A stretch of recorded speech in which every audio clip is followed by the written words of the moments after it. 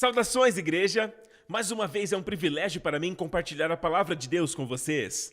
Sabe de uma coisa? Vamos mergulhar direto na palavra de Deus, partindo de onde paramos na semana passada. Romanos capítulo 4, que diz: Cristo foi entregue por causa de nossas ofensas e ressuscitou por causa da nossa justificação. Ele foi entregue por nossas transgressões. Agora, se Cristo fez esta obra naquela cruz, e Ele o fez por causa das nossas ofensas, lembre-se disso. Quando Deus enviou o seu Filho, Deus enviou o seu Filho a este mundo sem pecados.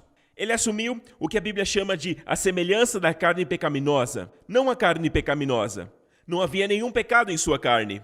Porém, Ele assumiu a semelhança dos nossos corpos, a semelhança da carne pecaminosa, para que houvesse um corpo para sacrificar naquela cruz. E Ele veio com o único propósito de entregar a sua vida. Alguns dizem que Cristo foi assassinado. Vi certa vez um livro com o título O Assassinato de Jesus. Nada poderia estar mais longe da verdade. Ninguém jamais poderia tomar a sua vida. Na verdade, Jesus disse algo assim: nenhum homem tira minha vida de mim. Eu voluntariamente a entrego e a tomo de volta. Isso é poder. Amém? Essa autoridade eu recebi do meu Pai. E este poder que está sobre Jesus, ninguém poderia tocá-lo. Na verdade, tentaram, durante o seu ministério, matá-lo por diversas vezes. E ele passava bem pelo meio deles. Pessoas com pedras em suas mãos, e eles falavam sobre jogar as pedras sobre ele. E ele passava bem pelo meio deles. E a Bíblia diz que eles não eram capazes de fazê-lo. Vez após vez, até chegar a hora dele entregar a sua vida naquela cruz. Amém? Não se esqueça, no jardim do Getsêmani, com uma palavra, quando eles disseram: viemos prender Jesus de Nazaré, ele se levantou e deu um passo à frente. Amém? E ele disse assim: eu sou. Esse é o nome de Deus na sarça ardente. Amém? O eu sou. E eles todos caíram. Os que capturavam se tornaram os cativos. E ele esperou que eles se levantassem para o prenderem. Ninguém poderia matá-lo sem a sua permissão. Ele veio com o propósito de entregar a sua vida naquela cruz.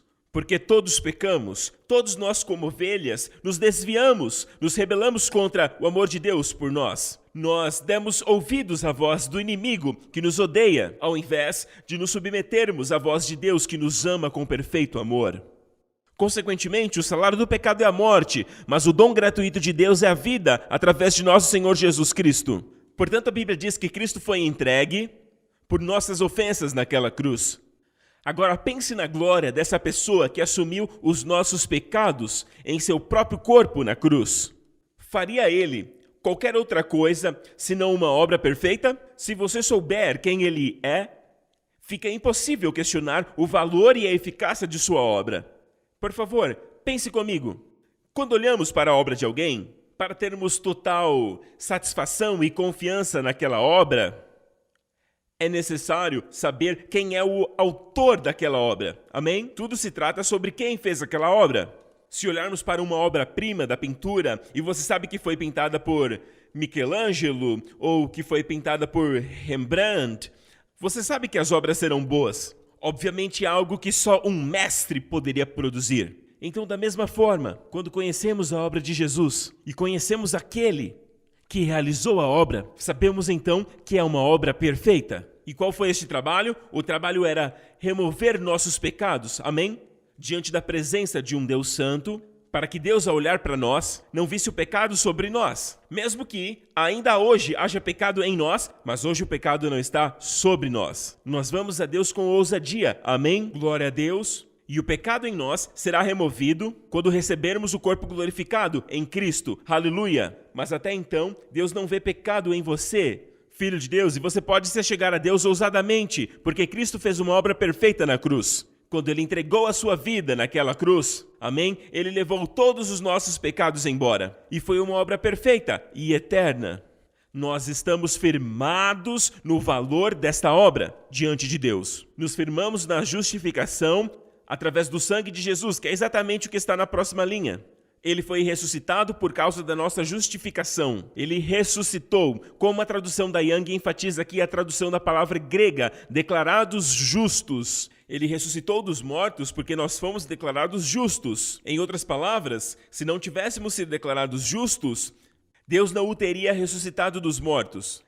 Deus não poderia ressuscitar Cristo dos mortos, mesmo sendo ele o Filho de Deus. E isso ele sempre foi. Deus ressuscitou o seu Filho dos mortos porque ele realizou uma obra perfeita na cruz. E, efetivamente e de maneira eficaz, removeu todos os nossos pecados. Aleluia! E porque ele pagou por nossos pecados de uma vez por todas, para todo sempre, e nós permanecemos nessa pureza de todo o pecado, aleluia, diante dos olhos do Deus Santíssimo. Obrigado, Jesus. Você precisa receber isso em seu espírito, precisa acreditar nisso, amém? Às vezes as pessoas têm dificuldades em crer na obra de Jesus, se ele pagou por nossos pecados, ou se ele levou as nossas doenças, ou se ele levou nossa opressão ou depressão. E elas carregam este problema em sua crença. Elas dizem coisas como, eu tenho dificuldades em crer em Deus, eu não tenho fé suficiente. Quando eu olho para mim, não vejo fé suficiente. Tá, mas desde quando você decide que tem fé suficiente olhando para si mesmo? A grande questão aqui não é a quantidade de fé que você possui, mas sim a confiabilidade da pessoa em quem você tem crido. Em quem você tem depositado a sua fé? Aí alguém diz, mas eu não acredito, eu não consigo acreditar. Bem, em quem exatamente você não consegue acreditar? Amém? Não se trata da quantidade da sua fé, mas da confiabilidade da pessoa em quem você tem crido. Se Deus já disse, a Bíblia diz que essas coisas foram escritas para que você saiba que tem vida eterna. Amém? A Bíblia lida apenas com veracidade, ela lida com verdades absolutas. Amém? Ela lida com certezas. Não há espaço para talvez, quem sabe ou por acaso. Imagina que você está perdido, certo? Você está dirigindo por aí, você se perde em alguma cidade do interior e vê um homem lá na beira da estrada e você abaixa o vidro e pergunta para ele, o senhor poderia me dizer onde fica essa localização? Eu estou meio perdido. E a pessoa diz, talvez você deva seguir por esse caminho e provavelmente lá na frente você vira à esquerda em vez da direita. E talvez depois disso, enfim, você confiaria nessa pessoa? Você teria confiança em sua palavra? Claro que não. Por quê? Porque ele usa talvez. Provavelmente. Então a Bíblia não lida com talvez e possibilidades. A Bíblia diz que estas coisas foram escritas para que você saiba que tem uma vida eterna. Aleluia! Essas coisas foram escritas para que você acreditasse no nome do Filho de Deus. E para que saiba que você tem a vida eterna. Aleluia! E essa vida eterna, meu amigo, é a minha e a sua porção hoje. Tendo colocado nossa confiança em Cristo, temos a vida eterna. Agora, vida eterna não é viver eternamente. Amém? Todos aqueles que estão no inferno também vivem eternamente, porque são seres espirituais. Quando Deus nos fez, lembre-se, nossos corpos vieram do pó da terra, mas o Senhor soprou dentro do homem, e o homem se tornou alma vivente. E agora ele é tripartido, o que significa que ele tem 3 partes. Assim como Deus é um Deus triuno. O homem, ele tem um espírito. Na verdade, quem ele é o espírito. E possui uma alma, que é a sua mente e suas emoções. E ele mora em um corpo. Amém? Agora, quando ele morre, o seu corpo fica para trás, mas ele está vivo. E precisa estar alojado em algum lugar, seja no céu ou no inferno. Ele precisa ser alojado em algum lugar, ele vive para sempre. Então a vida eterna não pode ser viver para sempre, porque aqueles que estão no inferno também vivem para sempre. Vida eterna se refere à qualidade da vida, é a própria vida, a vida Zoe. Zoe Aionos, vida eterna. Zoe é a vida que vem de Deus, é o próprio Deus. A vida de Deus é chamada de vida Zoe. Então, quando nascemos de novo, Deus concede essa vida Zoe a nós. Aleluia! O salário do pecado é a morte, mas o dom de Deus é a vida eterna. E a palavra vida eterna é vida Zoe. Vida Zoe, amém? A vida do próprio Deus em nós. Glória a Deus. Você sabia que as plantas também têm vida? Amém? Mas é uma forma mais básica de vida. Então temos a vida dos insetos. A vida dos insetos também é uma forma de vida. Temos também a vida animal, até chegarmos à vida humana, mas a vida humana ainda não é a vida de Deus, é uma vida humana. Então a forma mais elevada de vida é aquela cujo próprio Deus vive. Amém? E essa é a vida que nós recebemos, é chamada de vida eterna. Portanto, sempre que ouvir vida eterna, entenda que é a vida do próprio Deus. Aleluia! E é isso que você e eu temos. Louvado seja Deus. Vida eterna através de Jesus Cristo, nosso Senhor. Jesus disse, eu vim para que tenham essa vida Zoe, que tenham a vida e tenham essa vida com abundância. Amém? Abundantemente. Louve o nome de Jesus. Sabe, o grande segredo da nossa vida cristã hoje é aprendermos a permitir que essa vida nos dirija em tudo aquilo que fazemos. Isso é andar no Espírito. Nós vivemos pela árvore da vida hoje. Não vivemos mais pela árvore do conhecimento do bem e do mal. Foi aí que todos os problemas começaram. O homem pecou, porque o homem comeu da árvore do conhecimento do bem e do mal. E sabe, ao contrário do que as pessoas dizem e da opinião comum de que as pessoas costumam dizer que Deus fez o homem perfeito. Deus fez o homem perfeito, sim, ele fez o homem perfeito, mas não completo. Havia uma parte no homem que Deus permitiu que ele pudesse escolher. Escolher se desejaria abrir os seus olhos espirituais e viver pela árvore da vida, que é a vida do próprio Cristo, ou comer da árvore do conhecimento do bem e do mal, e consequentemente vivendo independente de Deus, conhecendo o bem e o mal, conhecendo o bem e o mal. Isso é como uma vida de ética, sabe? Uma ética situacional, vivendo na moralidade do momento, conhecimento do bem e do mal, que é perigoso. E porque na árvore da vida, e não pense nem por um momento que ao viver na árvore da vida, que a sua moral é mais baixa do que da árvore do conhecimento do bem e do mal, não. Nada poderia estar mais errado. A árvore do conhecimento do bem e do mal pode até chegar a te dizer para não ir muito além da sua bondade e tudo mais, porém a árvore da vida lhe dirá transborde, amém? E dê aos outros. Você não vai empobrecer, Deus lhe fornecerá mais. E isso é contrário aos nossos pensamentos naturais, é o contrário à nossa maneira natural de pensar. Eu me lembro, anos atrás, eu ouvi uma história sobre a China, na China antiga. Havia um crente que era um fazendeiro. E ele cuidava da sua fazenda, e eles viviam numa região muito íngreme daquele país. E o que aconteceu é que haviam 2 arrozais naquela colina. Um pertencia ao seu vizinho, que não era crente, mas ele era crente, e ele morava na parte de cima. E então aquele não crente, o vizinho dele, foi que toda vez que ele regava os seus arrozais, isso dava muito trabalho, porque ele tinha que canalizar as águas do rio e trazê-las, na verdade, canalizá-las para a sua fazenda, amém, para seus arrozais. Mas o que o outro cara, o vizinho, fazia era de abrir uma brecha, um buraco. Ele quebrava a divisa que dividia o seu arrozal do seu vizinho e foi lá e abriu um buraquinho para que a água também entrasse no seu campo. Agora, por favor, esse é o tipo de coisa que não se deve fazer, porque é óbvio que é errado, mas o fato é que ele fez isso por diversas vezes e o vizinho cristão estava se sentindo mal, dizendo ao Senhor, Senhor, toda vez que eu rego o meu campo, a água vai diminuindo cada vez mais, porque pelo fato de ter uma encosta, a água desce toda para o arrozal do meu vizinho. E eu estou ficando cansado, Senhor, de suportar isso. Sabe, eu estou fazendo o melhor que eu posso. E o Senhor disse, desde quando eu te mandei apenas aguentar? E desde quando eu disse para você fazer apenas o mínimo? O que essa vida no seu interior está mandando você fazer? E ele diz, bem, o que essa vida está me dizendo, ele orando disse ao Senhor, o que você está me dizendo para fazer, Senhor? E essa vida interior surgiu e disse, a partir de agora, regue primeiro o terreno de seu vizinho, regue o dele primeiro, deliberadamente, e depois regue o seu. E aí ele começou a fazer isso. E após algum tempo, o vizinho notou o que estava acontecendo. E ele se aproximou e disse, mas por que você está fazendo isso? Depois de tudo que eu fiz para você? E ele disse, bem, foi o que o Senhor me mandou fazer. E o vizinho foi salvo por causa disso, glória a Deus. Aleluia! Isso é viver pela árvore da vida. Amém?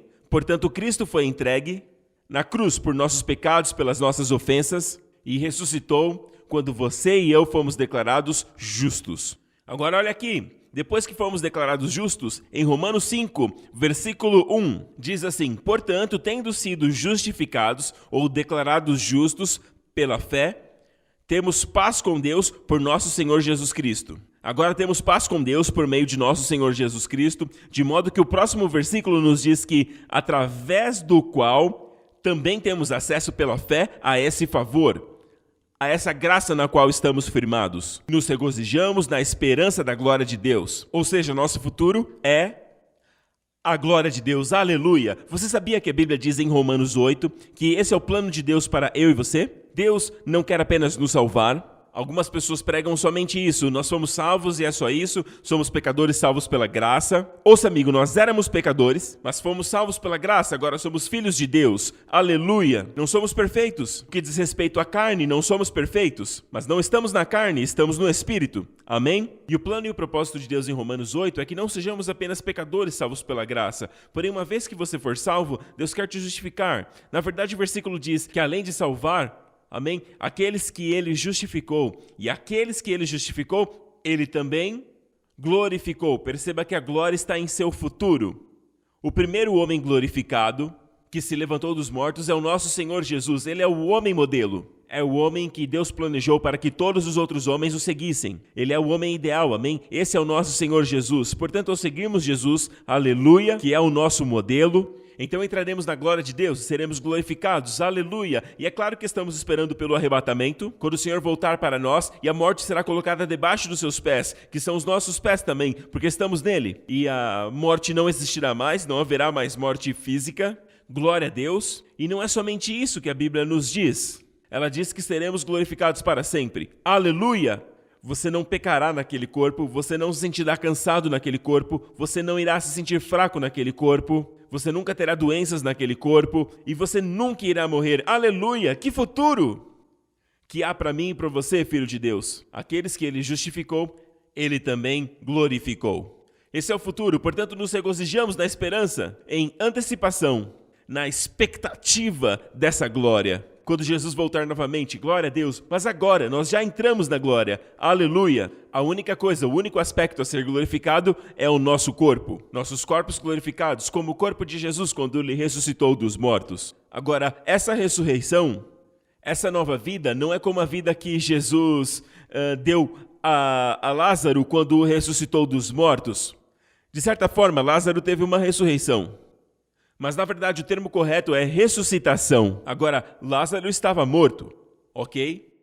Morto. Ele havia morrido há 4 dias, quando Jesus o ressuscitou dos mortos. Mas aquela vida que Jesus enxertou em Lázaro, quando ele diz, Lázaro, vem para fora, esse poder não é o mesmo poder de ressurreição pelo qual Jesus foi ressuscitado dos mortos. Porque quando ele ressuscitou, aquele homem Lázaro dos mortos, depois de ter morrido já há 4 dias, Lázaro ainda morreria novamente, ok? Então essa vida ressurreta não tem a ver com a vida de Lázaro, de quando ele voltou dos mortos, mas sim com a vida de Jesus, quando ele ressuscitou dos mortos e não morreria novamente. E essa vida ressurreta não era algo que Lázaro possuía quando ele ressuscitou dos mortos, porque quando Jesus ressuscitou, ele tinha um corpo, ele tocou os discípulos, sintam, toquem em mim. Um fantasma, um espírito, eles tinham medo que ele fosse um fantasma, ele diz, um espírito não tem um corpo, amém? Amém? Um espírito não tem carne e ossos, como vocês veem que eu tenho. Obviamente não havia sangue, todo o sangue, o seu sangue havia sido derramado na cruz e foi todo levado ao céu, derramado no propiciatório, e ele diz, toque-me, amém? Ele ainda era de carne e osso, mas num corpo glorificado, e a Bíblia diz que ele mudará os nossos corpos, quando ele voltar, ele mudará os nossos corpos, que são corpos vis, como seu corpo, pelo seu poder, aleluia. E na verdade, agora, nós não esperamos que isso aconteça, porque nós já temos a vida ressurreta dentro de nós. Glória a Deus, a vida do próprio Deus, temos a vida da ressurreição que transcendeu a morte. Agora, quando Jesus ressuscitou dos mortos, era diferente, ao contrário de Lázaro, ele foi capaz de transcender a geografia, o tempo e o espaço, transcender o tempo e o espaço. Ele aparecia e desaparecia.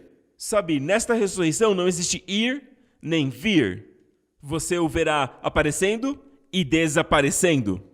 E o que eu estou dizendo não tem a ver com ser mais rápido do que a velocidade da luz. Na verdade, está além da velocidade da luz. Amém? Esta nova forma é ressurreta, mas ainda assim, o seu corpo é matéria. Ainda assim é um corpo que você pode tocar e sentir. E esse é o tipo de corpo que eu e você teremos. Amém? Nós poderemos transcender toda a matéria, até mesmo no espaço, até mesmo o espaço geográfico do universo. O universo inteiro será o nosso playground. Glória a Deus. E esse é o plano que Deus sempre teve para o homem desde o início. Deus nunca quis que o homem tivesse pecado em seu corpo. Fraquezas, doenças, envelhecimento e depois a morte, tudo isso Deus conta como inimigos. E o último inimigo a ser colocado sob os pés de Jesus é a morte. E estamos ansiosos por isso. É disso que se trata o arrebatamento. Aleluia! Ah, mas pastor Prince, você fala sobre arrebatamento e essa palavra não tem na Bíblia. Também não tem a palavra trindade. Mas a trindade, o Deus triuno, é uma realidade. Então a usamos para descrever, mas de fato a palavra em grego é harpazo, que é esse raptar, essa retirada da igreja de Cristo. Ele virá num piscar de olhos, transformará os nossos corpos como seu corpo, e assim estaremos para sempre com o Senhor. Vai acontecer tão rápido que o mundo não verá a nossa transformação. Acontecerá num piscar de olhos. Em grego, num segundo atômico. Átomos, num segundo atômico. Vai acontecer, seremos transformados e estaremos fora daqui, nos verão desaparecer. Aleluia, é por isso que nós estamos aguardando, para estarmos para sempre com o Senhor. E essa é a maior alegria. E eu amo o que a Bíblia diz, que Ele mesmo tomou as nossas enfermidades. Foi Ele mesmo, não foi um anjo. Ele não confiou esse trabalho a mais ninguém. Amém? Porém, Ele mesmo tomou as nossas doenças e levou as nossas enfermidades. Se Ele o fez, se essa pessoa tão poderosa fez um trabalho tão poderoso, não seria nada senão uma obra perfeita e eterna. Tudo que Jesus toca se torna eterno. Amém? Ele toca o sacerdócio de Levi. E ele se torna o sumo sacerdote de Melquisedeque para sempre. Aleluia!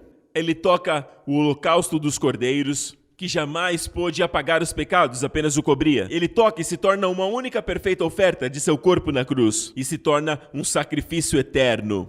De uma vez por todas, aleluia! Com uma eficácia que dura por toda a eternidade. Aleluia! Tudo que Jesus faz tem um efeito eterno. Louvado seja o nome de Jesus. Somente Ele pode fazer a obra perfeita. Amém? Mas muitas vezes, quando Deus diz que agora fomos declarados justos e que temos acesso a esse favor, no qual estamos firmados, no favor de Deus, e toda vez que o povo judeu, no passado, quando liam sobre o Velho Testamento, como Davi teve o favor, como Esther encontrou o favor diante do rei, ou ainda como Noé encontrou graça aos olhos do Senhor, e como Ruth encontrou graça, favor aos olhos dos parentes próximos, poderia redimi-la de sua pobreza, redimi-la daquela situação. Todas essas pessoas, até mesmo José, enquanto escravo, sem nada em seu nome, estava diante de Faraó. E em uma hora ele encontrou o favor diante de Faraó. E Faraó o fez o homem mais poderoso, pois dele sobre todo o Egito.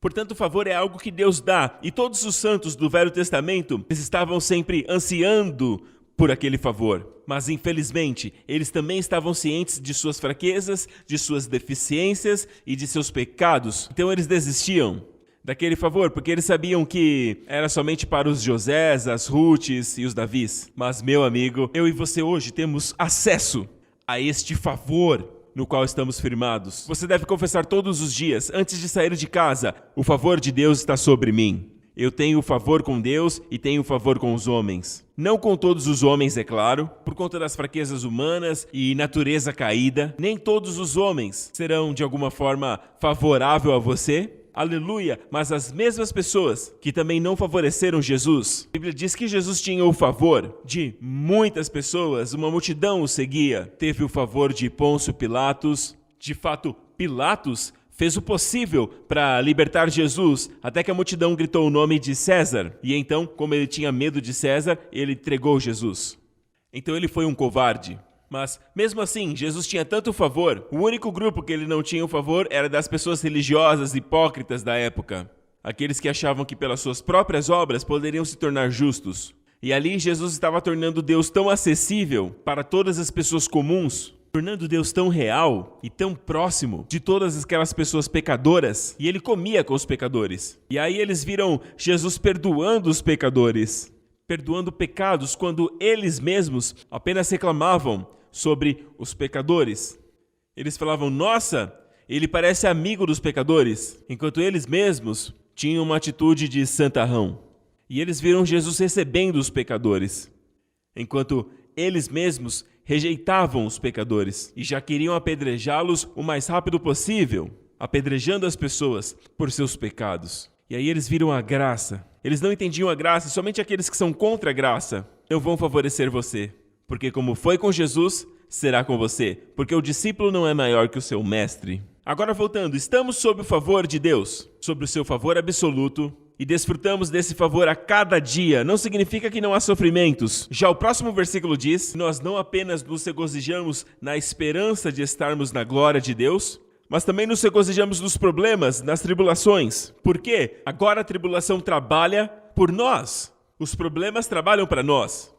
Os problemas não devem incomodar você, porque os problemas não atrapalham você. Agora é como se atirassem diversas pedras sobre você, e essas pedras nunca te alcançam, mas elas caem aos seus pés, tornam um degrau para que você possa ir mais acima, onde Deus quer que você esteja. Deus fará todas as coisas cooperarem para o seu bem. Para aqueles que amam a Deus. Lê esse versículo mais uma vez. Romanos 8, 28. Porque é tão verdade para aqueles que têm o favor de Deus. Nós nos regozijamos nos problemas porque os problemas trazem perseverança e operam o bem na sua vida. E esse verso diz em Romanos 8, 28. E nós sabemos. Você sabe? Você sabe disso? Não como uma teoria na sua cabeça. Não, eu espero que seja assim. Tenho essa esperança. Não, nós sabemos de que todas as coisas cooperam juntamente para o bem. Não diz que todas as coisas são boas, nem todas as coisas que acontecem com você são boas, porém todas as coisas cooperam juntamente para o seu bem. E essa palavra, cooperam juntamente, é uma palavra grega, sunergio, que é a palavra na língua portuguesa, a palavra sinergia. Sabe o que é sinergia? Sinergia é todo o emprego de diferentes partes que produzem um efeito total. Amém? Mas são muitas partes individuais. A sinergia entre elas, ok? Produz um efeito total. Aleluia! Um efeito totalmente desejável. Glória a Deus. Então Deus faz com que todos esses problemas e todas essas coisas que acontecem em nossa vida, problemas grandes, pequenos, desafios que te encaram face a face, e você fica se perguntando, por que isso está acontecendo? Por que agora essa pandemia? E por que isso está acontecendo com a igreja? Nós não podemos nos reunir mais? E você está me pedindo para acreditar? Isso está acontecendo na igreja de todo mundo. Então não pode ser que todos nós caímos e Deus está nos punindo de todos os nossos pecados. Não, não, não, meu amigo. Precisamos voltar à palavra de Deus, onde diz que nós estamos no solo do favor. Então por que está acontecendo essa pandemia? Algo bom está acontecendo. E eu sei de algo bom que está acontecendo. Muitas pessoas estão sendo salvas, vindo a Cristo. Amém? A partir do online. Temos visto mais pessoas do que nunca antes. Aqui em nossa igreja física não conseguiríamos receber todas as pessoas que estão assistindo agora, se viessem à igreja física. E isso é algo que está acontecendo que eu sei. Que Jesus está sendo revelado a mais pessoas, glória a Deus. Mais pessoas estão sendo salvas, mais pessoas estão recebendo o toque de Jesus. Vidas estão sendo transformadas e por isso eu dou glória a Deus, mas tem muitas outras coisas que Deus está fazendo nessa pandemia, mas tudo cai aqui, todas as coisas, significa todas as coisas em sua vida. Talvez você esteja pensando sobre algo em sua vida, que está acontecendo agora mesmo, ou já está na sua vida por algum tempo, mas tudo está cooperando para o seu bem, para o bem, é sunergeio, tudo está em sinergia. Trabalhando juntamente. Deus não disse que todas as coisas seriam boas. Ele não disse que as coisas viriam da parte dele. Não, não, não. Essa pandemia não vem da parte de Deus. Deus não diz, eu sou responsável por todas as coisas que acontecem na sua vida. Ele não disse isso. Eu conheço alguns cristãos que creem nessa soberania a tal ponto que tudo que acontece na sua vida é por causa de Deus. Eu definitivamente não acredito nisso. Deus nunca quis que o homem morresse. E obviamente os homens estão morrendo. Por quê? Por conta do nosso livre-arbítrio. O homem escolheu se rebelar contra Deus. Como eu já disse, quando você põe o seu dedo no fogo, você tem a escolha de colocar o dedo no fogo, mas você não pode escolher o resultado. A consequência permanece a mesma. Você não pode dizer, eu escolho não queimar. Não, o dedo no fogo é queimadura certa. Não dá para escolher o resultado. Não dá para escolher o resultado oposto. Amém. Da mesma forma, Deus sabia que quando o homem pecou contra ele, Deus já tinha tudo planejado. Nada pega Deus de surpresa. Essa pandemia não pegou Deus de surpresa. Todas as coisas ruins que aconteceram na sua vida não pegaram a Deus de surpresa. Tudo que aconteceu com José quando foi traído e vendido pelos seus irmãos e o venderam por um dinheiro que eles queriam ter, e eles o traíram seu amor, a sua confiança neles, e o venderam para os medianitas que o levaram até o Egito. Todas essas foram coisas ruins que aconteceram com José. A mentira da mulher de Potifar, tudo isso é ruim. Deus não fez todas essas coisas para que coisas boas acontecessem com José. Não, Deus não estava por trás dessas coisas, mas Deus trabalha para que todas as coisas, Deus cria uma sinergia para que tudo cooperassem juntamente para o bem de José. Diga, para o bem. Diga 3 vezes, para o bem, para o bem. Amém, diga para o meu bem, aleluia. Diga para o bem da minha família. Então Deus está fazendo todas as coisas, mesmo que não seja Ele atrás de todas essas coisas, ainda que coisas ruins, e Deus é um Deus bom, mas Ele está movendo todas as coisas para o seu bem.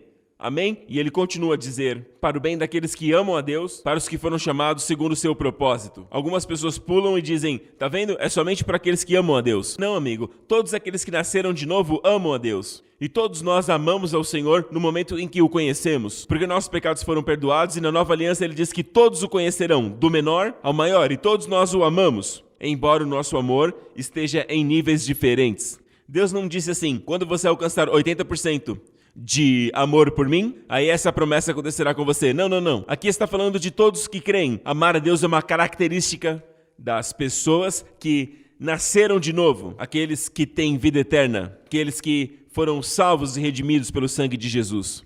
Aleluia! Uou! Eu estou recebendo um avivamento aqui agora, em nome de Jesus. Glória a Deus. Agora Deus está dizendo aqueles que foram chamados segundo o seu propósito. Agora eu quero dizer algo aqui sobre chamado pelo seu propósito. Se você é um filho de Deus, você está começando a descobrir o seu propósito.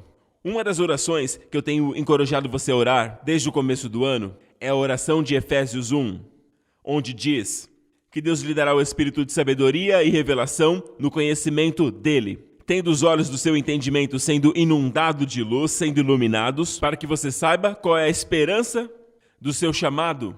Qual é a esperança do seu chamado? O propósito dele em sua vida. Você nasceu com um destino. Existe um propósito que ninguém pode preencher, senão você.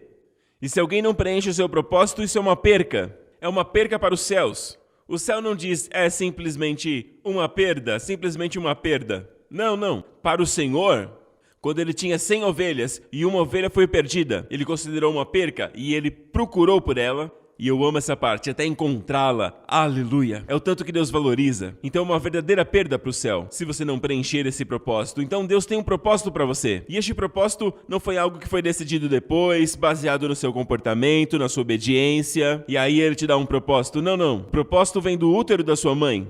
Desde quando você estava lá, quando Deus te colocou ali, lhe foi entregue um propósito, um destino. Amém? Para a sua vida. O apóstolo Paulo disse algo assim: Deus me separou no ventre da minha mãe. Deus me separou desde o ventre da minha mãe. Mas todos nós sabemos que ele cresceu e se tornou o fariseu dos fariseus, sentado aos pés de Gamaliel, e ele foi usado como instrumento nas torturas de muitos crentes, em muitas perseguições, mas foi em uma delas que ele deu a sua aprovação, um consentimento para o apedrejamento de Estevão, o primeiro mártir da igreja.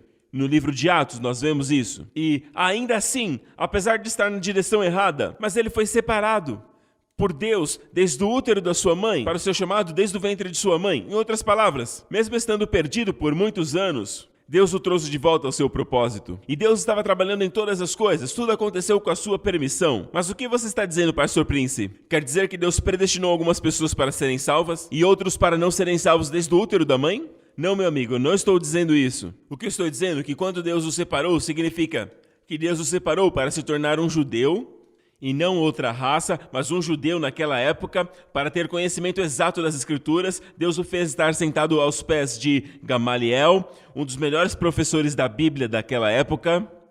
Você sabe que ele era um fariseu, mas era um dos melhores professores da Bíblia, e ele teve o privilégio de se sentar aos pés de Gamaliel. Além disso, ele conhecia a Bíblia e sabia grego, e sabia hebraico de ponta a ponta, ele sabia aramaico, e ele era um homem inteligente. Deus permitiu que ele tivesse todo o ensinamento, para que ele soubesse de todas essas coisas, de forma que ele estivesse preparado não para confiar nessas coisas, porque mais tarde ele considera todas essas coisas como lixo, mas prepará-lo para ver que todas essas coisas não podem alcançar a maior revelação. Mas quando a verdade vem, você sabe. Glória a Deus. E todas essas coisas que você tem buscado aqui na terra, prazeres ou preenchimento através da acumulação de riquezas, e todas essas coisas, quando você finalmente tem todas essas coisas, elas não significam tanto. Quando você tem pouco, elas significam muito. Ter coisas. Mas quando você tem muito, isso é testificado por pessoas que têm muito, até bilhões, de repente, elas passam a não significar muito. É realmente verdade que você foi criado para coisas maiores. O seu coração é muito grande para ficar satisfeito com riquezas, fama ou até mesmo os prazeres do pecado. O seu coração é grande demais. E só pode ser preenchido com coisas divinas, porque foi soprado em você, porque a sua real pessoa, o seu espírito, foi soprado dentro de você, em seu corpo, pelo próprio Deus. Amém? Você é um ser espiritual. Amém? Coisas que são da carne, coisas materiais, não vão te satisfazer verdadeiramente, da forma que o nosso Senhor Jesus satisfaz. É por isso que Ele é chamado Pão da Vida. Aleluia. Então todas essas coisas estão trabalhando juntamente para o bem. Aleluia. Agora veja isso. Chamado segundo o seu propósito. O que isso significa? Todas as coisas cooperam para o bem daqueles que amam a Deus, para aqueles que foram chamados de acordo com o seu propósito. E o próximo versículo nos dá o propósito. Quais de antemão conheceu, Ele também os predestinou para serem conforme a imagem do seu Filho, Jesus, para que Ele seja o primogênito dentre muitos irmãos. Perceba que o propósito está ligado com aquilo que Deus sabia de antemão. Está ligado com a predestinação de sermos semelhantes à imagem de Jesus. E há algumas pessoas que ensinam sobre presciência e predestinação, e essas são palavras grandes, eu sei. Talvez isso não seja interessante para alguns de vocês, mas tem muitos crentes que me perguntam o que você pensa sobre predestinação ou sobre presciência, e agora é uma boa oportunidade para eu compartilhar com vocês o que isso significa de uma forma simples. Então, presciência é, na verdade, um prognóstico. A palavra pré vem de antes, ciência do futuro, saber o futuro. Então é claro que Deus tem a presciência. Ok? Então falamos sobre presciência. Agora, predestinação, dizer que Deus te destinou, seja, eu ia dizer pelo bem e pelo mal, mas o caminho de Deus é sempre bom, sempre direto, para que você termine no bom projeto que Ele tem para a sua vida. Mas pessoas têm ensinado predestinação de uma certa forma, dizendo que ou você foi predestinado para ser salvo, ou foi predestinado a se perder. Eu não acredito nisso. Eu não acredito que as Escrituras confirmem isso. Eu acredito que Deus já sabia que você aceitaria Jesus Cristo. Ele já sabia. Agora, Deus não manipulou a sua livre escolha. Ele deu para você o livre-arbítrio. Se Ele tivesse feito isso, Ele teria feito com os primeiros homens, Adão e Eva, no Jardim do Éden. Quando Adão fosse comer do fruto da árvore que ele não deveria, Deus poderia parar a mão dele, certo? Fazendo de uma forma que ele abrisse a sua mão e desse um grande tapa no seu rosto, e batesse no seu rosto umas 3 vezes, não somente uma. Deus manipulou a escolha dele? Não, Deus não manipulou a escolha dele. Se Deus tivesse feito isso, Deus podia ter feito isso? Deus poderia ter feito ele até se chutar. Mas Deus não interferiu na escolha de comer do fruto que Deus sabia que traria morte ao homem. Então, Deus não vai manipular o seu livre-arbítrio. Mas Deus sabia que você, pela sua escolha, aceitaria o Senhor Jesus Cristo. Deus preveu isso muito antes de você nascer. Desde a eternidade, Deus já preveu, Ele já sabia. O dia que você veria esse mundo, Deus já sabia o que você escolheria, mesmo antes de você escolher isso. É por isso que Ele é Deus. Antes de você ter escolhido, de aceitar ou acreditar em Cristo, Deus já sabia que você faria isso. E estes, quais Ele já sabia que acreditariam em Cristo, Ele predestinou estes, não que os outros foram predestinados ao inferno, não. Ele predestinou estes, aqueles que acreditariam em Cristo, como Ele já sabia, que aceitariam a Jesus, Ele os predestinou para acabarem conforme a imagem do seu Filho, do Filho que Ele ama, que ama eternamente. Amém? Quando você olha para Jesus, como Ele é lindo, não é? Fala a verdade. Vemos a sua beleza moral, essa glória moral. Quando você olha para Ele, os seus olhos cheios de amor pelos pecadores. Ele vê coisas que os outros não veem. Ele vê beleza onde os outros só enxergam feiura. Ele enxerga o choro no coração de um pecador, enquanto outros veem a sujeira e o pecado e a podridão. Jesus vai te receber de braços abertos, porque Ele te ama e Ele vê como uma de suas ovelhas. Aleluia! Ele te amou, e Ele te amou bem antes de você conhecê-lo. Glória a Deus! Ele olhou para as ovelhas, na verdade, pessoas ao redor da montanha, e a Bíblia diz que eles estavam perdidos, estavam desviadas, e Ele os viu como ovelhas que não têm pastor. Outras pessoas os veriam como pessoas que são rebeldes, e é por isso que eles estão desviados. E eles só são rebeldes, eles estão cheios de pecado. Eles não querem Deus, sabe? Apenas criticando e condenando. Ao contrário deles, Jesus os viu como rebeldes, desviados, confusos, em angústia, porque eles eram como ovelhas sem pastor. E Ele é o bom pastor. Amém? Ele é o pastor e ele continua a ensiná-los e começou a alimentá-los e continuou a abençoá-los, trazendo-os para a sua plenitude. Aleluia, porque ele é o bom pastor. Então, como nós olhamos para os pecadores? Como olhamos as pessoas que não conhecem Jesus? Mesmo que eles estiverem usando a sua voz para blasfemar o seu santo nome, ele nunca para de amá-los. Ele os vê como, lembra o que ele disse na cruz? Pai, perdoe-os, porque eles não sabem o que fazem. Eles não percebem o que estão fazendo. Até mesmo o próprio Paulo diz: eu era o maior dos pecadores. Eu quem blasfemava, mas Deus em sua graça e amor, ele me salvou. Para que em mim fosse gerado para outros crentes um modelo. Eles verão um exemplo de paciência e longanimidade na minha vida. Aleluia, porque se Deus pode me salvar, o maior dos pecadores, ele também pode salvar você. Aleluia!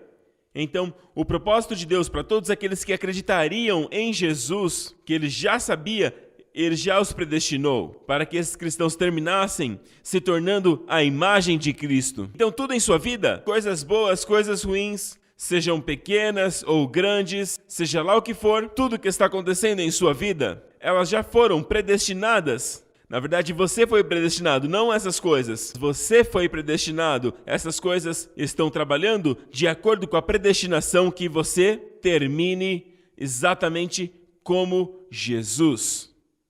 Você vai terminar se parecendo como Jesus. Você será conforme a imagem do Senhor Jesus. E meu amigo, ouça isso, em Jesus não há falhas. Tudo que ele toca prospera. Ele toca no leproso, o que é horrível se torna beleza. Ele vê diamantes de beleza nas cinzas de um leproso. Quando não havia quase nada em sua mão, ele toca os 5 pães e 2 peixinhos. E eles se tornaram muitos para alimentar a multidão. Aleluia! Ele toca aquele que é pobre e o pobre se torna rico. Ele toca o doente e aquele corpo que estava doente se torna saudável. E não somente saudável, mas vibrante de saúde e cheio de energia para servi-lo. Assim como a sogra de Pedro levantou daquela cama para servi-los. Aleluia! O que eu estou dizendo, amigo, é que tudo que Jesus toca prospera. E para ser conforme a imagem de Jesus Cristo, o seu caráter, a sua bela pessoa, aleluia! E para ter os resultados que ele teve, aleluia!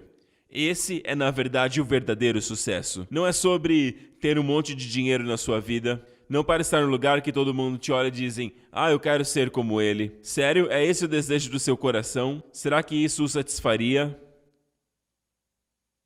A fama, eu quero ser famoso, eu quero que todos saibam o meu nome. Sabe, ser famoso não é algo que traz muita paz, eu posso te dizer isso. Ok? Não é sobre acordar todo dia pensando sobre uma multidão, vivendo para eles, mas é para viver somente para um, para a audiência dele. Amém? Traz muito mais paz do que estar num posto para agradar o homem. É uma escravidão agradar o homem. Você teme a opinião deles, você teme o que eles vão dizer. Temer as pessoas é uma armadilha perigosa, a Bíblia diz. Mas quem confia no Senhor está seguro. Então todas as coisas na sua vida, exatamente como a vida de José. Sabe, se ele não tivesse sido vendido ao Egito, ele não teria acabado na casa de Potifar. E se não tivesse acontecido tudo, que ele terminasse na prisão, onde ele interpretou a visão do copeiro. E esse foi a pedra inicial para que ele pudesse subir ao palácio na presença do faraó. Se faraó não tivesse tido aquele sonho, não haveria necessidade do dom de José. Todas as coisas estavam trabalhando juntamente para José, mas nem todas as coisas vieram de Deus. Mas todas as coisas trabalham para o bem, e isso é de Deus. Deus está orquestrando todas as coisas. Estava criando uma sinergia entre todas as coisas para trabalhar para o bem de José. Até que um dia José estava diante de seus irmãos, e eles viram o bem que Deus havia feito em sua vida. E foi isso que ele disse. E eles estavam com tanto medo que eles se vingassem contra eles, e foi isso que eles disseram: vocês planejaram mal contra mim, mas Deus o tornou em bem.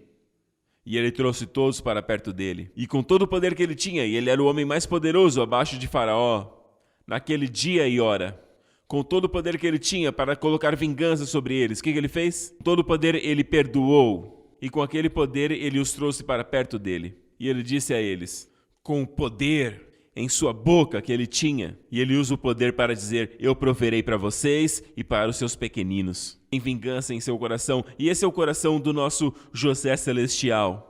Porque a história de José é semelhante à história de Jesus, certo? José me lembra de Jesus. Rejeitado por seus irmãos, amado pelo seu pai. Assim é o nosso José celestial, Jesus Cristo. Rejeitado pelos seus irmãos judeus, mas amado pelo seu pai. Ele veio como o pão da vida e se tornou o pão da vida para o mundo gentil, porque os seus irmãos judeus o rejeitaram e ele se tornou o pão da vida por 2000 anos. E da mesma forma, José se tornou o pão da vida para todo o Egito, os gentis, enquanto na casa de seu pai estava definhando, até que eles o viram face a face, para ele o sustentarem, e isso vai acontecer na segunda vinda de Jesus. Na primeira vinda ele veio como Salvador, veio como Cordeiro de Deus, humilde, simples, mas em sua segunda vinda ele virá como o glorioso Rei de Israel, Rei dos reis e Senhor dos senhores. Aleluia! Louve o nome de Jesus. E a história de José é tão linda, tão parecida com Jesus. Glória a Deus, mas voltando agora. Todas as coisas da sua vida, meu amigo, até os seus erros, todos os passos errados, até mesmo todos os pecados. Amém? Deus os perdoa e Deus os trabalha para o bem. É claro que não é para dizer, então vou cometer mais erros para terminar bem. Isso é chamado estupidez, ok? Eu sei também que Deus pode usar estupidez, mas acaba demorando mais. Você acaba dando mais uma volta na montanha. Glória a Deus. Não, eu não estou dizendo isso. Eu estou dizendo que precisamos saber o propósito de Deus para a nossa vida. Tudo em nossa vida está trabalhando juntamente para o nosso bem. E qual é o maior bem que podemos ter? É de sermos como Jesus. Em todos os sentidos. Glória a Deus. Amém? De se parecer e falar como Jesus, tendo os resultados de Jesus em nossa vida. Porque Ele é o homem modelo, o qual Deus sempre sonhou. E agora Ele se torna o primogênito entre muitos irmãos, dos quais você é um deles. Aleluia! Obrigado, Jesus. Louvai o nome de Jesus. Espero que você tenha entendido essa ideia de presciência e predestinação. Não é que Deus previa e aí Ele planejou predestinar alguns para serem salvos e predestinou outros para se perderem. Havia muitas pessoas que ensinavam isso e isso era muito popular no século XVII, apesar de ser um ensino popular na época, não é verdade. Sabe, Deus não predestinou pessoas para se perderem ou para serem salvas. Amém? Na verdade, a predestinação é um segredo, como um segredo de família. A oferta é para quem quiser, venha a mim e beba da água da vida, livremente. Jesus disse, para todo aquele que crer em mim, não pereça, mas tenha vida eterna. Quem é todo aquele? É quem quiser. Glória a Deus. É sempre aberto para todos. Amém? Mas então, a porta diz, todos são bem-vindos, todos os que creem. Daí você entra, passa e fecha a porta e aí você está na família, no ambiente familiar, amém? E aí você olha para trás da porta que diz predestinado, antes da fundação do mundo. Amém? É um segredo de família. Aí então você percebe que você é um daqueles que creem. E Deus já sabia que você creria, por isso foi predestinado. Então relaxa, meu amigo. Tudo em sua vida agora, até mesmo essa pandemia, está cooperando juntamente para o seu bem. Amém? Aleluia! Obrigado, Senhor Jesus.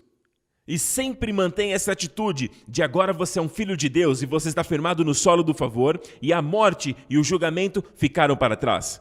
Eles não estão no seu futuro. Para o que crê, não está mais à sua frente, mas já ficou para trás. Mas pastor, eu sinto que estou cansado, fadigado, às vezes com febre, às vezes enjoado, ou sinto uma sensação de dor e você está me dizendo que toda essa morte ficou para trás? Sim, é isso mesmo, meu amigo. Ouça, o que você sente é o seu corpo, e esse seu corpo não irá para o céu com você. Agora não se assuste. A Bíblia diz, eu não estou dizendo que você vai morrer definitivamente. Na verdade, a postura cristã não é de olhar para o túmulo, mas para olhar para o céu.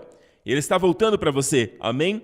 A Bíblia diz que a nossa postura é de olhar para o seu filho, olhar para o seu filho nos céus. Essa é a nossa postura. E enquanto os sinais estão acontecendo, como essa pandemia e tudo mais, o que devemos fazer é levantar as nossas cabeças, não olhar para o túmulo.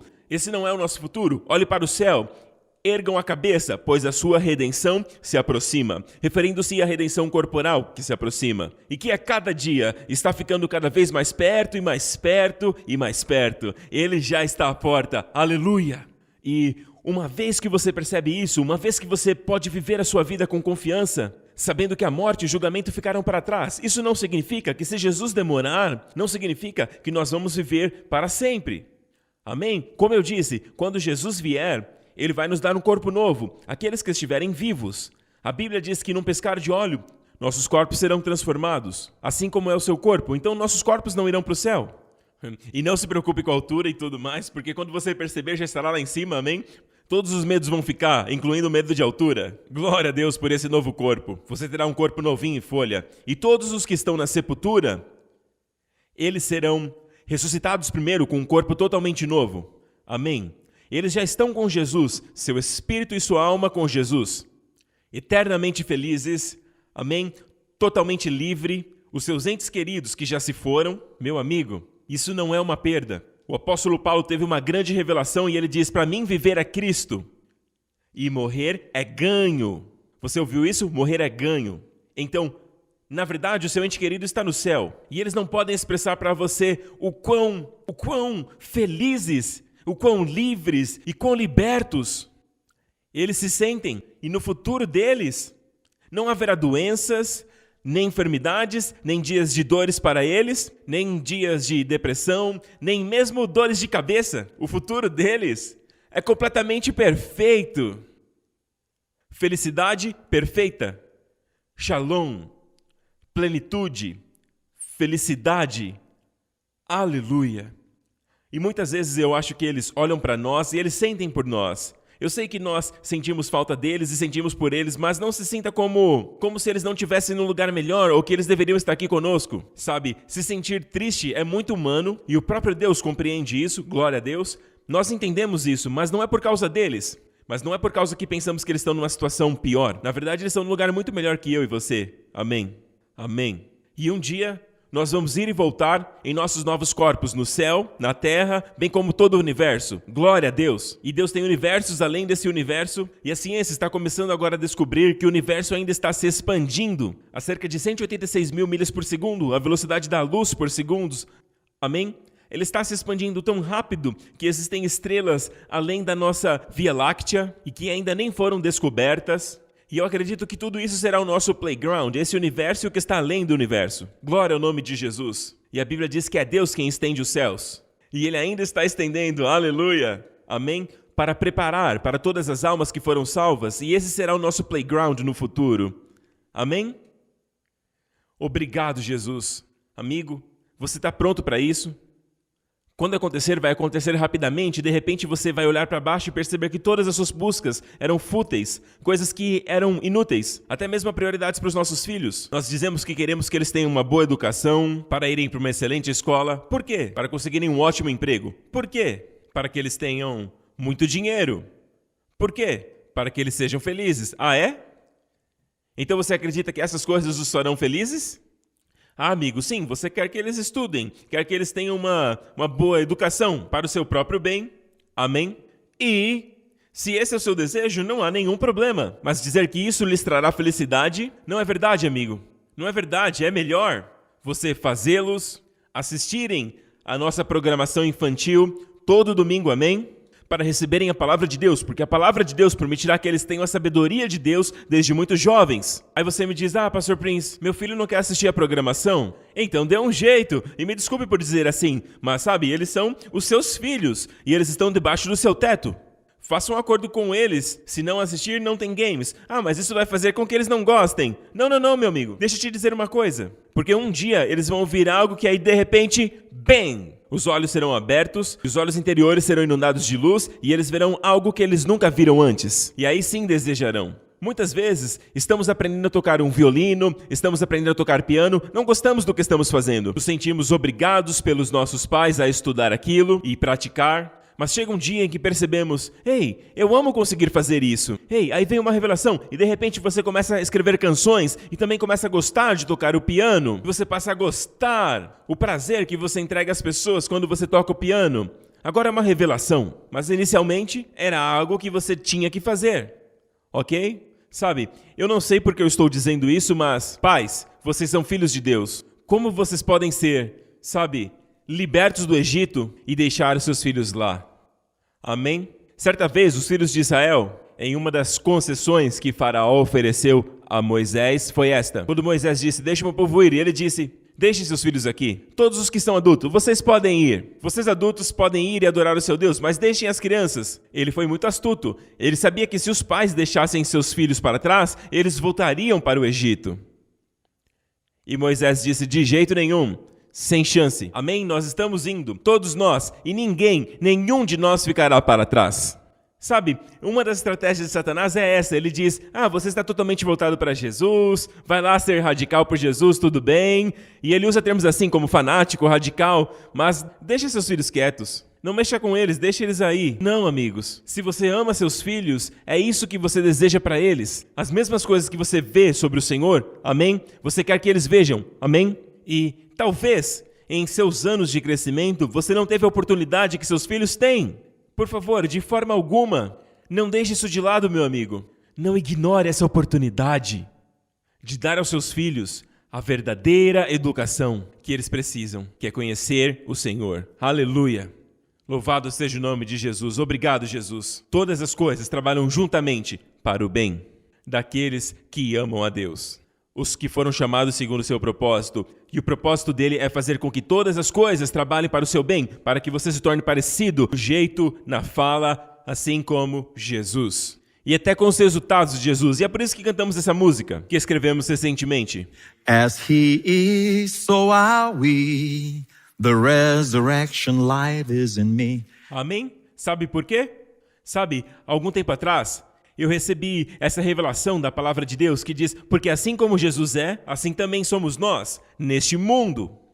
Deus te vê como um em Jesus, você está nele. Daí então comecei a pregar isso, como Jesus é, assim somos nós neste mundo. E o Senhor me disse assim, sabe como isso tem sido pregado por todos esses anos? Assim como Jesus é, um dia vocês serão. Mas o versículo não diz isso. Como ele é, significa tempo presente, como Jesus é. Agora mesmo, à destra do Pai, glorificado com toda a autoridade no céu e na terra, e muito acima de todos os principados e potestades, acima de todo nome que se nomeia, acima de tudo isso.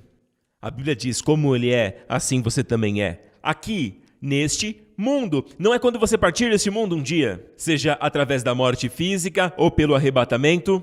Daí então essas coisas serão reais. Não.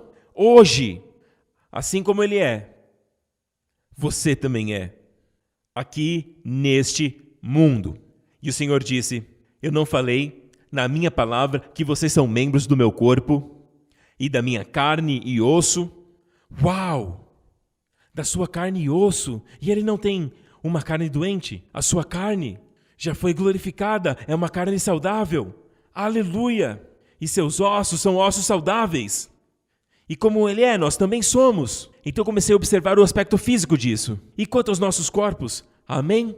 E eu comecei a declarar, assim como Jesus é saudável, eu também sou saudável neste mundo. Assim como Jesus está livre de todas as doenças agora, porque de uma vez por todas na cruz, ele levou as nossas doenças em seu corpo. Mas agora, ele está livre delas, e assim como ele está livre delas, eu também estou livre das doenças e enfermidades neste mundo. Agora, a dor pode estar lá, ela pode estar latejando, mas o que estou fazendo é exatamente o que 2 Coríntios 3 nos diz. Todos nós, com o rosto aberto, com o rosto descoberto, contemplando como num espelho a glória do Senhor, estamos sendo transformados na mesma imagem, de glória em glória, não pelos nossos esforços, mas sim pelo Espírito de Deus. Em outras palavras, quando você tem a imagem de Jesus, que é baseada num fato eterno, numa verdade eterna, ele está lá no céu. Mas quando você com a visão razão o vê, a Bíblia diz que somos todos transformados ao contemplar Jesus. Lembra-se de Pedro, quando estava num barco, numa tempestade, e ele viu Jesus, e Pedro foi o único que gritou, Senhor, se és tu, manda-me ter contigo por sobre as águas. E ele viu Jesus andando sobre as águas, andando ali tranquilamente, caminhando sobre a tempestade, aleluia. Provavelmente eles se lembraram daquele salmo que diz, o Senhor nas alturas está muito acima das águas, e Jesus continuava andando sobre as águas, amém. Pedro diz, Senhor, se és tu, manda-me ter contigo, e Jesus responde, venha. Havia poder numa só palavra, aleluia, para realizar aquele grande milagre. E Pedro pisou fora do barco, e a Bíblia diz que ele olhou para Jesus e começou a andar na direção do Senhor. Agora estava acima das circunstâncias. Em um momento com medo das águas, de sucumbir sob as águas, se afogando e sendo engolido pelas águas. Mas agora ele está acima do seu medo. Agora está acima das suas circunstâncias, acima dos seus problemas. E ele olhava para Jesus. E enquanto seus olhos estavam em Jesus, estava acima da tempestade. Assim como Jesus, naquele momento, estava também sobre a tempestade. Assim como Jesus transcendeu as ondas, então Pedro também andou como Jesus andou. Esse é um segredo da nossa caminhada na terra, a caminhada que agrada ao Senhor, mantendo os olhos nele. Porque enquanto ele olhava para Jesus, se tornava como Jesus. Então veja 2 Coríntios 3, entrando em cena aqui, sendo transformados na mesma imagem. Era o próprio Pedro que estava se sustentando? Era ele que estava se mantendo sobre a tempestade? Não, era o Espírito Santo. O Espírito Santo, a Bíblia diz em 2 Coríntios 3, quando contemplamos, ele nos transforma na mesma imagem. Amém? Não por nossos esforços, mas de glória em glória, conforme o contemplamos, ele nos transforma de glória, de um nível de glória para outro nível de glória, para outro nível de glória, até você se tornar a semelhança de Jesus. E então, a Bíblia diz que ele começou a ouvir os ventos uivantes. O diabo começou a soprar o vento mais forte. Em primeiro lugar, o que os ventos têm a ver com andar sobre as águas? Amém? Quero dizer, te ajuda em alguma coisa a ter medo dos ventos? Quero dizer, ficar ali olhando a tempestade e tudo mais é só mais uma razão para ficar com mais medo. Foi aí então que o diabo aumentou a velocidade, o barulho do vento e tudo ao redor. E aí ele começou a tirar os olhos de Jesus. Seja lá o que acontecer, meu amigo, agradeça a Deus pelos ministérios que colocam os seus olhos em Jesus, que revelam Jesus, na visão razão do ministério de Jesus. É isso que precisamos hoje. E Deus está levantando multidões ao redor do mundo. Sintonize-se com eles quando estiverem pregando sobre Jesus. Porque não é só uma pregação, mas é uma revelação que você está recebendo. E quando você recebe essa visão, você será transformado na mesma imagem. Aleluia! Mas no final, Pedro tirou os olhos de Jesus e olhou para a tempestade, e olhou para os ventos. E o que aconteceu? Ele começou a afundar e se tornou natural, normal, como ele é aqui neste mundo. Alguns segundos atrás ele estava lá, sendo exatamente como Jesus neste mundo, mas começou a afundar porque tirou os olhos de Jesus. O único poder que você tem, filho de Deus, é de manter o olhar em Jesus. Keep the sun in your eyes. Keep his light shining true. Keep your eyes on Jesus, for he keeps his eyes on you. Amém? Ele sempre mantém os olhos dele em você. Sabe, uma coisa muito boa é que, mesmo quando Pedro tirou os olhos de Jesus, Jesus nunca o fez. Ele manteve os olhos em Pedro. Pedro gritou, Senhor, e Jesus estendeu as mãos e agarrou Pedro. Aleluia! Mas a lição aprendida aqui é esta: não tire os seus olhos de Jesus. E como vemos Jesus hoje, o vemos em sua palavra. Amém? Nós o vemos na pregação, que é sobre ele, por isso precisamos pregar Jesus. Não pregamos nós mesmos, pregamos Jesus. E não faz muito tempo, na verdade, pensando bem, já faz algum tempo agora, provavelmente cerca de 20 anos atrás, quando comecei a pregar sobre isso, e havia uma senhora da nossa congregação que tinha acabado de ser diagnosticada com um tumor em seu peito. E ela escreveu isso e ela me mostrou o pequeno relatório médico que ela tinha. E ela escreveu, assim como ele é, eu também sou neste mundo. Jesus não tem caroços no seu peito.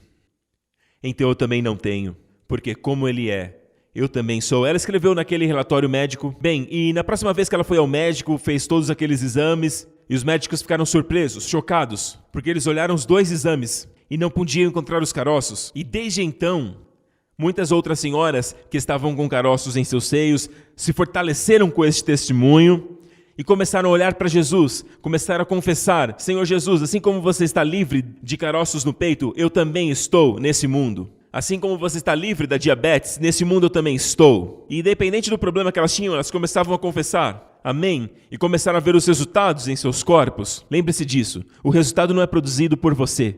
Ele é produzido em você, mas não por você.